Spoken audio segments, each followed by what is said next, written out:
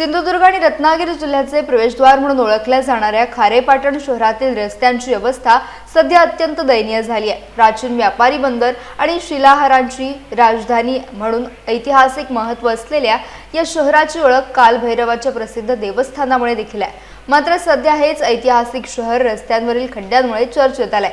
Kharepatan ST bus स्थानकाकडे जाणाऱ्या मार्गासह शहरातील अनेक रस्त्यांवर ठिकठिकाणी मोठमोठे खड्डे पडले आहेत। पावसामुळे रस्त्यांची अवस्था आणखी खराब झाली असून सर्वत्र खड्ड्यांचं साम्राज्य निर्माण झालंय।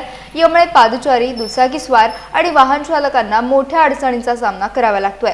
विशेषतः एसटी बस स्थानकाकडे जाणाऱ्या मार्गावर नागरिकांना मोठा त्रास सहन करावा लागत आहे। ऐतिहासिक आणि पर्यटनदृष्ट्या महत्त्व असलेल्या खारेपाटण शहरातील रस्त्यांची अवस्था कधी सुधारणार असा सवाल नागरिक उपस्थित करतात। प्रशासनाने तातडीने पाहणी करून खड्डे बुजवावेत आणि रस्त्यांची कायमस्वरूपी दुरुस्ती करावी अशी मागणी नागरिकांकडून करण्यात येते।